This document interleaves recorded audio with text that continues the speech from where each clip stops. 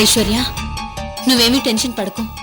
నేను ఇప్పుడే పోలీస్ స్టేషన్కి వెళ్ళి సంతోష్ కూడా ధైర్యం చెప్తాను. మేడం, ఆల్రెడీ నేను ఈ విషయాన్ని రేపు సంతోష్ని కోర్టుకు తీసుకెళ్లే ఎస్ఐ కుమార్ రాజాతో చెప్పాను. ఏమన్నాడు? కుదరదని చెప్పాడు.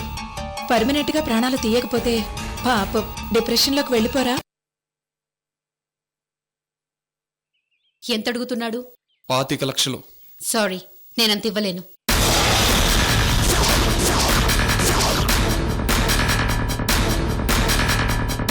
కానీ ఓ 50 లక్షలు మాత్రం ఇచ్చుకోగలను.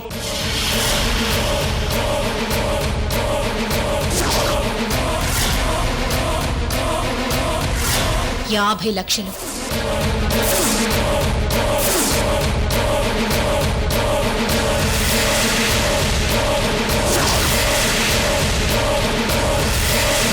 అంతేకాదు, ఆ 50 లక్షలతో పాటు ప్రజాసేవ చేస్తున్న నీకు మరో 25 లక్షలు.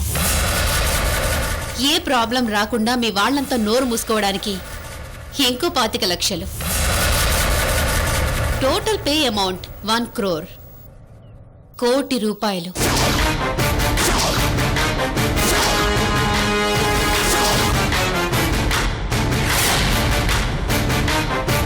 అంతేకాదు, సంక్రాంతి బంపర్ ఆఫర్ కింద పని పూర్తవగానే ఇంకో 1 కోటి రూపాయలు.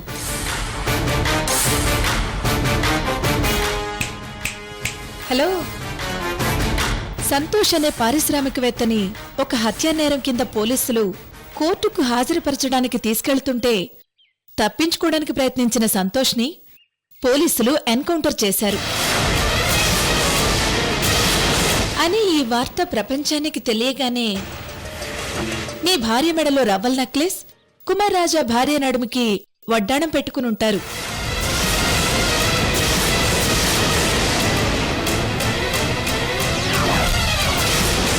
మేడం, మాకు ఇలాంటివన్నీ కొత్త కాదు మేడం. నా ఆధ్వర్యంలో, కుమార్ రాజా గారి ఆధ్వర్యంలో ఇలాంటివి ఎన్నో చేశాం. మార్నింగ్ బెడ్ కాఫీ తాగుతూ పేపర్ చూడండి. కోర్టుకు తీసుకెళ్తుంటే పారిపోతున్న క్రిమినల్ పై పోలీస్ కాల్పులు, క్రిమినల్ హతం, ఇదే హెడ్లైన్ ఉంటుంది.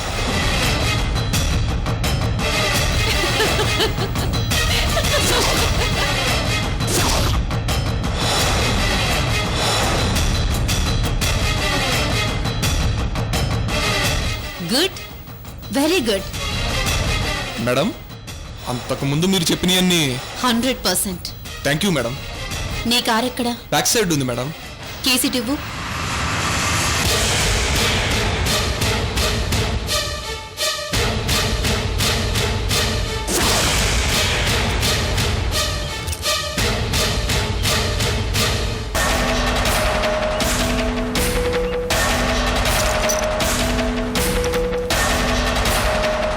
హర్షవర్ధన్. మేడం,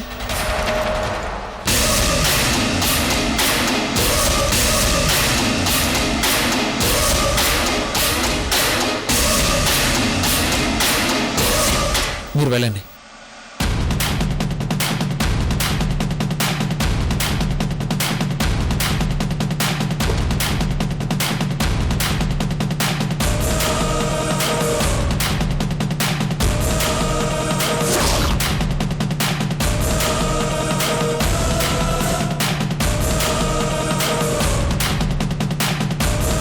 హర్షవర్ధన్,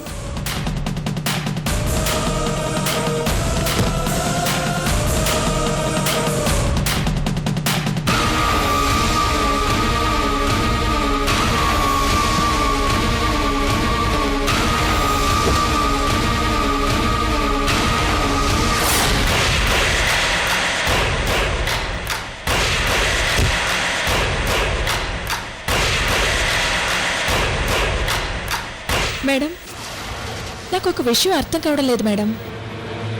అంటే వేరే వేరే విషయాల్లో మీరు మా చేత చేయించేది ఓకే, కానీ ఇప్పుడు సంతోష్ గారిని లేపేస్తే మీకొచ్చే లాభం ఏంటో మాత్రం మాకు అర్థం కావడం లేదు మేడం.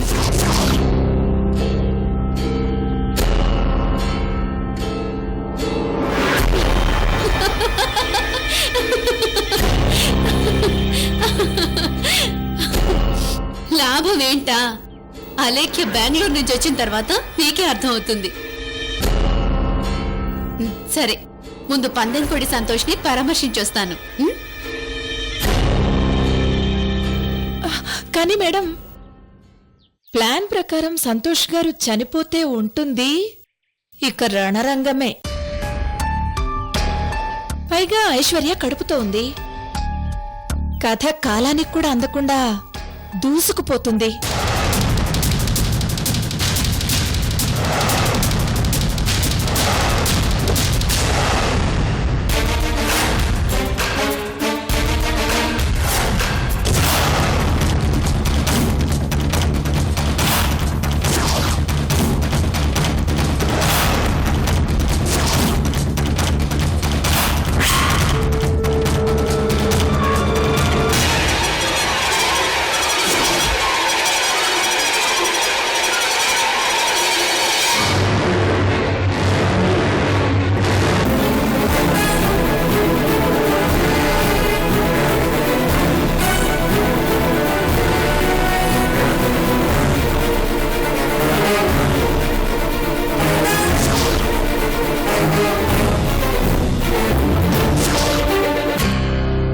మీరు నా పేరు అరుంధతి.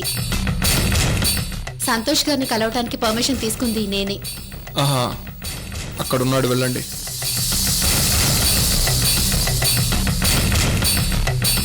అవునండి, మీరు నిన్న ఇంకో వ్యక్తితో కలిసి అలేఖ్య దగ్గరకు వచ్చారు కదా? అవును, నేను కుమార్ రాజా వచ్చాం. అయితే ఏం లేదు సార్, మామూలుగానే అడిగాను. వెళ్ళి మీ పని చూసుకోండి.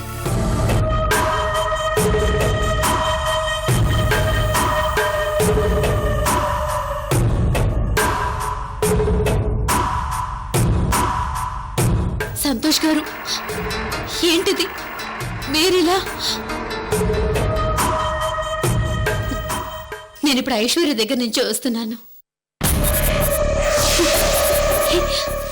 ఇవి మీకు ఇమ్మంది.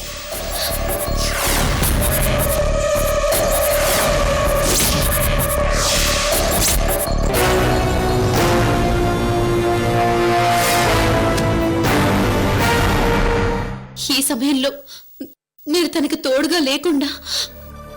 నేను లేకపోయినా మీరంతా ఉన్నారుగా అరుంధతి.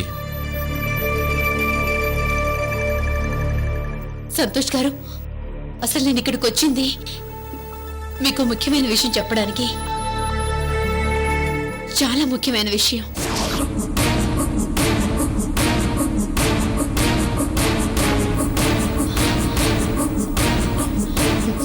అలేఖ్య ఇప్పుడు సిటీలో లేదు. తన భర్తని తీసుకొని కావాలని బెంగళూరు వెళ్ళింది. అలేఖ్య అలా హఠాత్తుగా ఎందుకు వెళ్ళిందో తెలుసా? ఎందుకు? మిమ్మల్ని ఇక్కడ చంపించటానికి.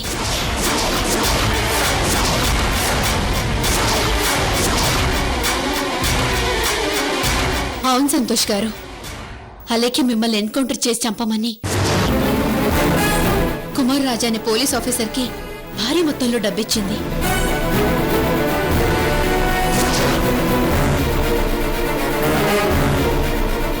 మిమ్మల్ని రేపు కోర్టుకు తీసుకెళ్లేటప్పుడు ఎన్కౌంటర్ చేస్తారట.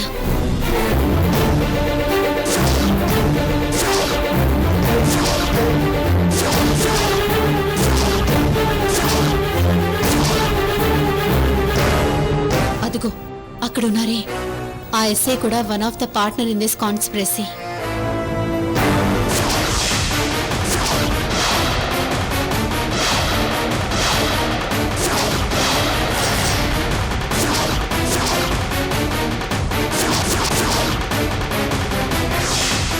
అలేఖ్య చాలా దారుణంగా తయారైంది సంతోష్ గారు, చాలా దారుణంగా తయారైంది. తను పక్కగా ఈ ప్లాన్ కి స్కెచ్ గీసి తన మీద ఎవరికీ అనుమానం రాకూడదని, ఒకవేళ ఇక్కడే ఉంటే ఐశ్వర్య సాత్వికులకి తన మీద అనుమానం వస్తుందని చెప్పి సూర్యని తీసుకుని బెంగళూరు వెళ్ళిపోయింది. పాపం సూర్యకేమో అలేఖ్య ప్లానే తెలీదు. జాగ్రత్త సంతోష్ గారు, ఇక్కడెవరిని నమ్మకండి. ఎందుకంటే నా అనుమానం అలేఖ్య ఇక్కడ పోలీసులందరినీ కొనేసి ఉంటుందని. నేను చెప్పింది మనసులో పెట్టుకొని మీరేం చేయాలో ఆలోచించండి.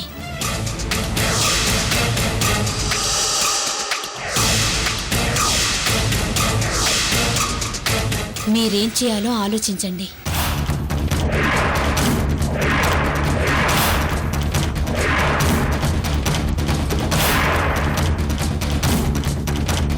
అయినా సంతోష్ గారు, మీరు పాత సంతోష్గా ఉన్నప్పుడే మీకు మీ జీవితానికి సుఖం ఉండేది.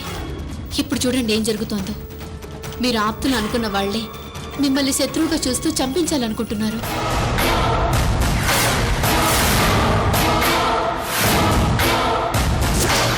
మీకింత అన్యాయం జరుగుతుంటే మీరింకా ఇలాగే ఉంటారా? ఉండకూడదు.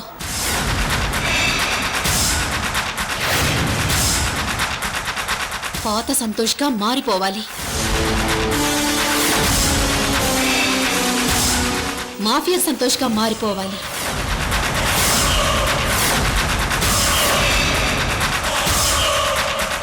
అయినా సంతోష్ గారు, ఒక్క మాట అడుగుతాను, చెప్పండి. మీరు మీ పాత జీవితాన్ని మార్చుకున్నది మీకు మీరు అన్యాయం చేసుకుంటూ కడుపుతో ఉన్న మీ భార్యకి అన్యాయం చేయటానికా? సంతోష్ గారు, మనిషి వెళ్లే దారిని మార్చుకోవాలి కానీ ఒరిజినల్ క్యారెక్టర్ని ఎప్పుడూ మార్చుకోకూడదు. అలా మార్చుకున్నామనుకోండి, ఈ ప్రపంచం మనల్ని బ్రతకనివ్వదు.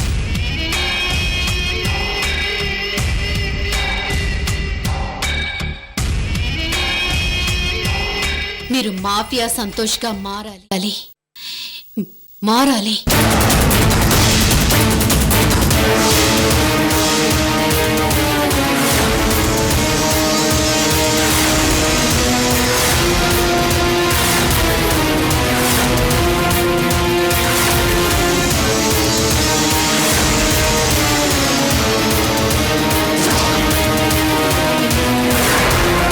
ఓకే సంతోష్ గారు, be careful. Arundhati, thanks.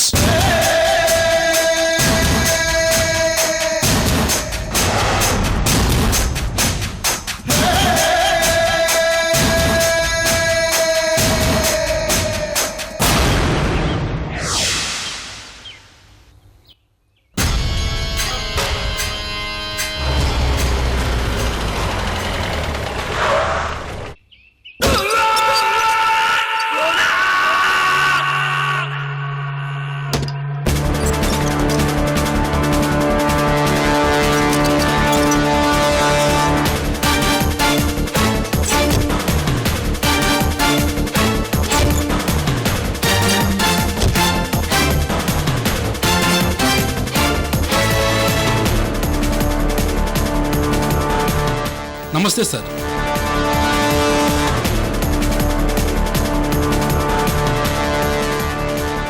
Good morning SI గారు. గుడ్ మార్నింగ్ కుమార్ రాజా గారు.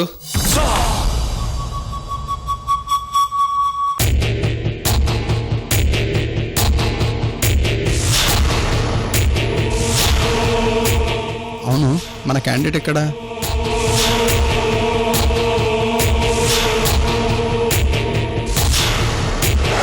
పాపం కాసేపట్లో దేవుడి దగ్గరికి వెళ్తున్నాడు కదా, అందుకే చివరిసారిగా దేవుడికి దండం పెట్టుకుంటున్నాడు.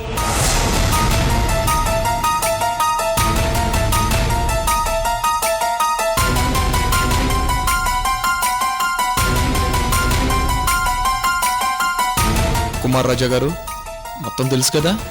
ఏ మాత్రం తేడా రాకుండా సంతోష్ స్వర్గానికి పోవాలి. ఏంటి ఎస్ఐ గారు, ఇదేమన్నా మన కొత్త? క్రిమినల్స్ పట్టుకోవడానికి కష్టపడతాం కానీ క్రిమినల్స్ చంపడానికి కష్టం ఎందుకు? అనుకున్న టైంకి అనుకున్న చోట్లో పని ఫినిష్ చేసేస్తాను.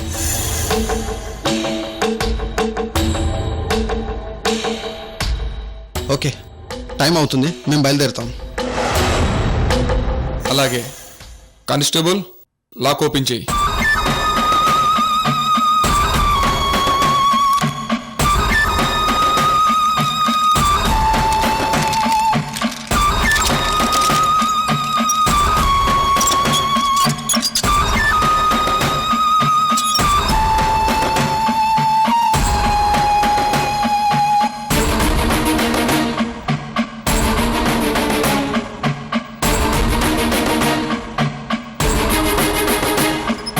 సంతోష్ గారు, కోర్టుకు టైం అవుతుంది, మీరు రెడీనే కదా? నన్ను తొందరగా పంపించేయాలని చాలా ఉత్సాహపడుతున్నట్టున్నారే. అదే ఎస్ఐ గారు కోర్టుకి. మీలాంటి మంచి వాళ్ళు ఎక్కువ రోజులు ఇలా ఉండటం నాకు ఇష్టం లేదు సార్. అందుకే ఉత్సాహపడుతున్నాను. ఈయన కుమార్ రాజా గారు, మిమ్మల్ని కోర్టుకు తీసుకెళ్ళడానికి వచ్చిన స్పెషల్ ఆఫీసర్. Hello sir.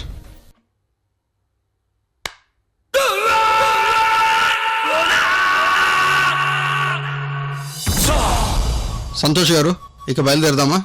మ్మ్.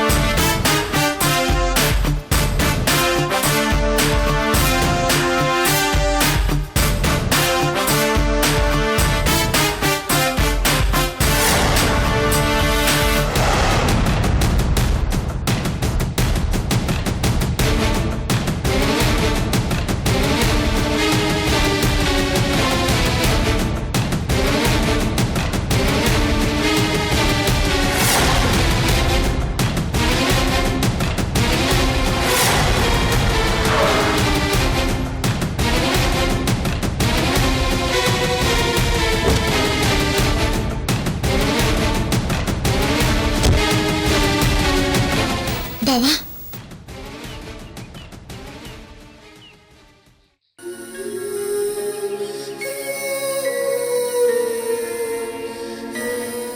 బావా, నువ్వేం టెన్షన్ పడకు. నువ్వు ఇక్కడి నుంచి కోర్టుకు రాగానే నీకు తప్పకుండా బెయిల్ వస్తుంది బావా. ఐశ్వర్య, నువ్వు అనుకుంటున్నట్టుగానే నేను ఎక్కడి నుంచి కోర్టుకొస్తే ఖచ్చితంగా నాకు బెయిల్ వస్తుంది.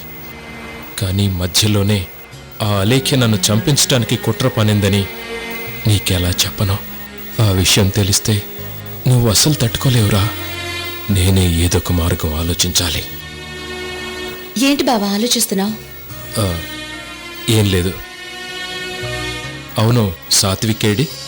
ఈరోజు ఫారెన్ డెలిగేట్స్తో ఫైనల్ మీటింగ్ ఉంటే అక్కడికి వెళ్ళాడు బావా. బావా, నువ్వు క్షేమంగా బయటికి రావాలని గుడికెళ్ళొచ్చాను. కుంకుమ కూడా తీసుకొచ్చాను.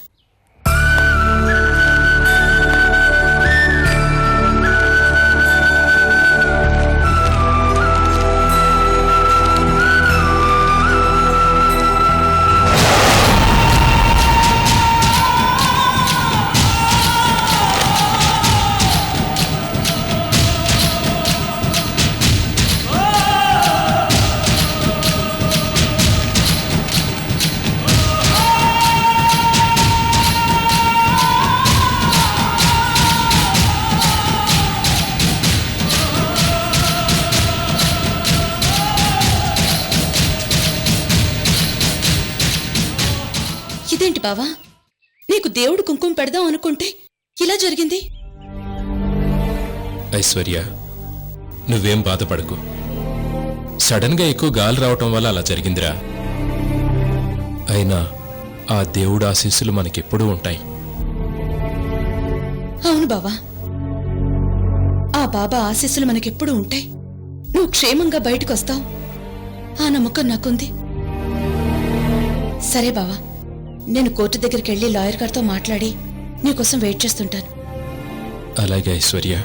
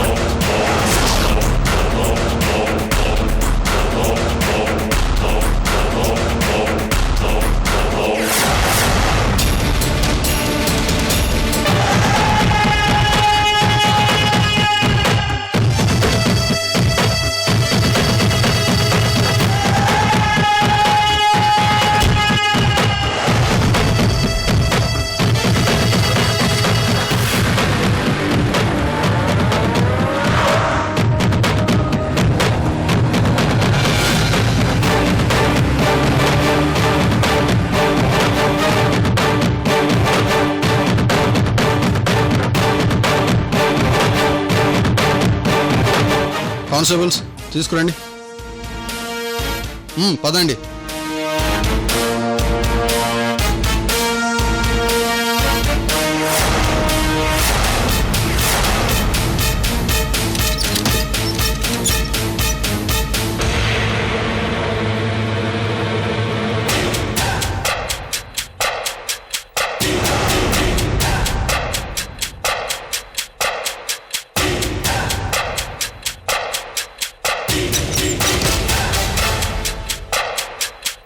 ఓకే కుమార్ రాజా గారు, మీ ఫోన్ కోసం వెయిట్ చేస్తాను. Best of luck. నాకు హాఫ్ లక్ కాదు ఎస్ఐ గారు, ఫుల్ లక్ కావాలి. Okay, all the best. Thank you SI గారు. కాసేపట్లో మనకు ₹1,00,00,000 వచ్చే బ్రేకింగ్ న్యూస్ వస్తుంది. హ్యాపీగా చూసుకోండి.